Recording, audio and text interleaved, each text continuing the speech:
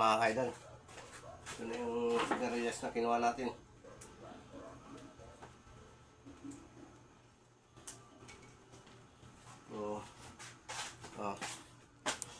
Puputol-putulin ko lang to.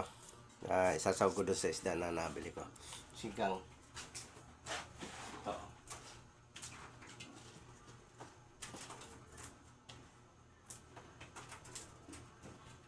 Sarap to mga kaidol.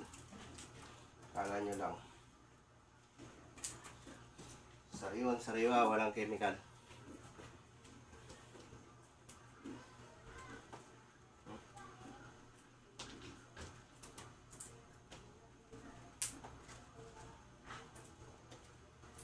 Mga kaidol.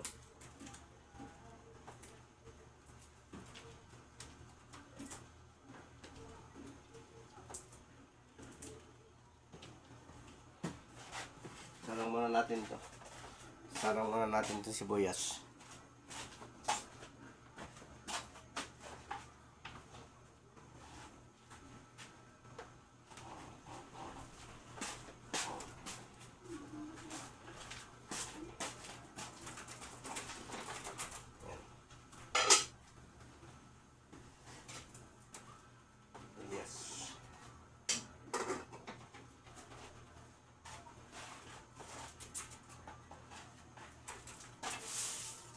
Ito, ulam ng aso.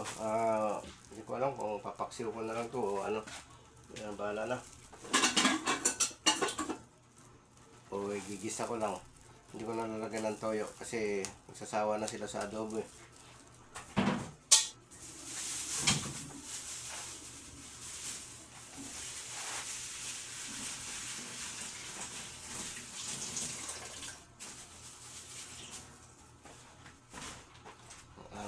Mga kaidol.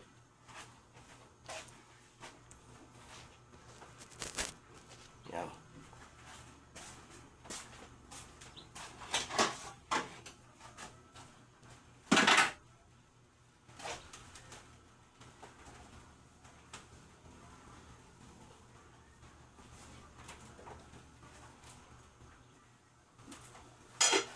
Tapos ito hugasan natin. Hugasan tapos unay na natin isalang.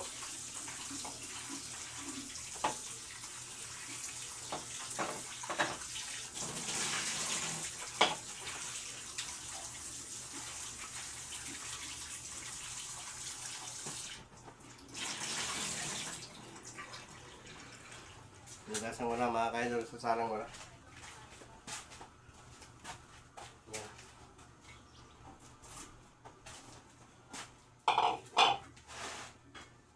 Bigyan natin ng konting asin.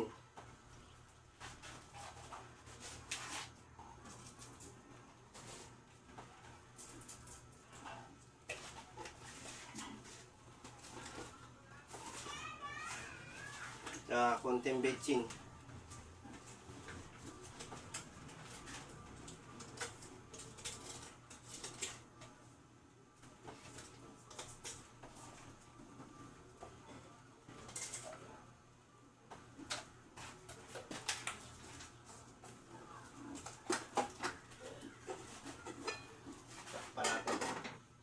Pagpulo.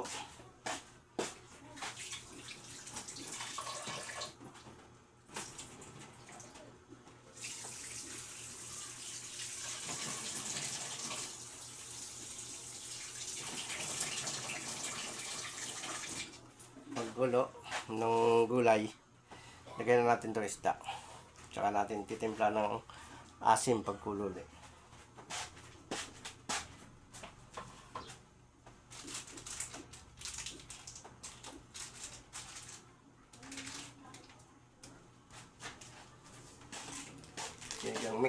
Sinigang mix.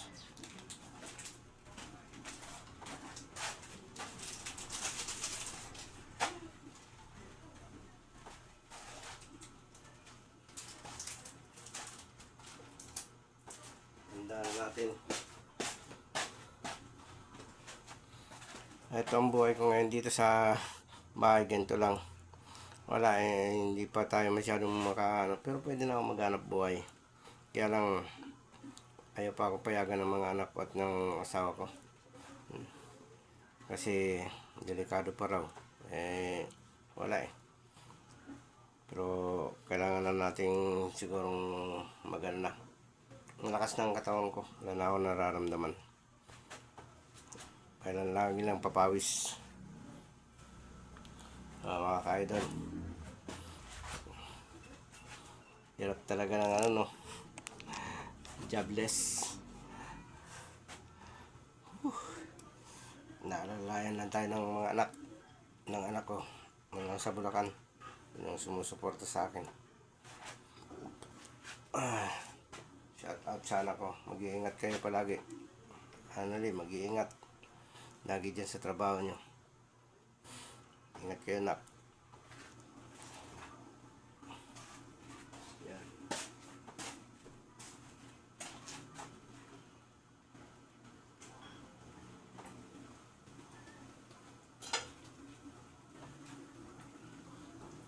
Lagay ko na isda. Lalagay ko na ito, mga ka-idol. Gusto.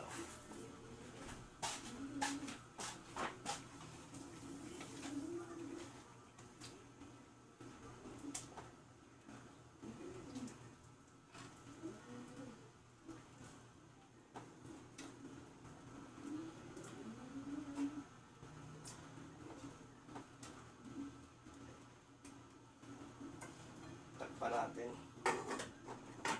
Yan, mga ka-idol.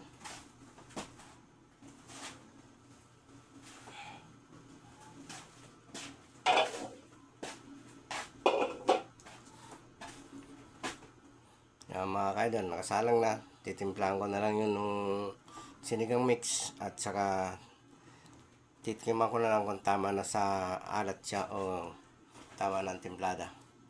Maraming salamat, mga ka-idol, sa panunod ng aking vlog. Pakisubaybayan nyo nga pala ako sa YouTube ko. Nandito kayo sa YouTube ko. Bye bye, mga ka-idol.